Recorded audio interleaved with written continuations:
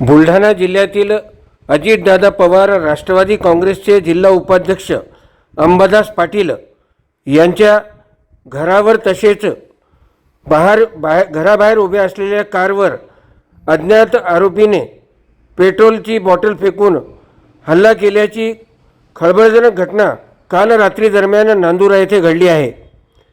या संदर्भात अंबादास पाटील यांच्याशी संपर्क केला असता ते या घटनेसंदर्भात पोलिसात तक्रार देत असल्याचेही त्यांनी सांगितले आहे। गेल्या काही वर्षापासून अंबादास पाटील हे सावकारग्रस्त समितीच्या माध्यमातून अनेकांना न्याय मिळवून देण्यासाठी प्रयत्नशील आहेत। दरम्यान त्यांच्या स्वतःचा शेतही त्यांनी शासनाच्या माध्यमातून सोडून घेतला होता। याच कारणावरून कदाचित हा हल्ला झाला असावा अशी माहिती किंवा अशी शंका अंबादास पाटील यांनी व्यक्त केली आहे। काय म्हणाले अंबादास पाटील आपणच ऐका। हॅलो, हा झालो फ्री मी पत्रकार अशोक जसवानी बोलतो। हा बोला ना। काय घटना झालेली नेमकी? काल रात्री 11 वाजताच्या आसपास घरासमोर गाडी उभी होती। एक मुलगा स्कूटी घेऊन आला, पांढरी जर्सी घालून होता, साधारणतः 30 वर्षाचं वय। त्यानं गाडीवर पेट्रोल टाकलं, एक बॉटल घरावर फेकली। गाडीले माचीची काडी लावली, तोपर्यंत पत्ती तिथपर्यंत पोहोचून राहील ती। त्यानं काडी लावली आणि त्याची स्कूटी घेऊन तो वापस चालला गेला। गाडी 70% वर पूर्ण इंजिनच्या बाजूनं जळून गेली।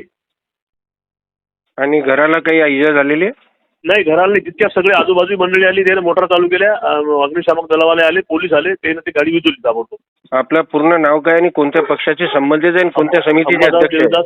अंबादास देवदास पाटील। मी राष्ट्रवादी अजितदादा पार्टीचा जिल्ह्याचा उपाध्यक्ष आहे। सावकारग्रस्त समिती म्हणून 15 वर्षापासून काम करतो, जिल्हाध्यक्ष म्हणून। तर काय कारण असेल?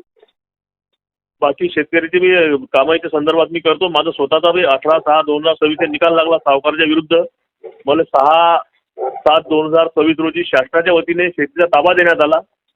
ताबा दिल्यानंतर ह्या सगळ्या घडामोडी सुरू झाल्या आणि अयोध्या सावकारांना हा घरावर हमला केला। काही कोणाचं नाव वगैरे काही सांगू शकाल? नाव आता ते सावकार जे आहेत ते आहेतच, समजा गैरहजरमध्ये 6 लोक। ते तर मी रिपोर्ट द्यायला चाललो आता। आणि त्यानं ते माहिती अधिकार टाकले 2 मुलांचे, त्याचे नाव FIR टाकतोच। बर, ठीक आहे सर, काळजी घ्या, धन्यवाद। हो, ठीक आहे।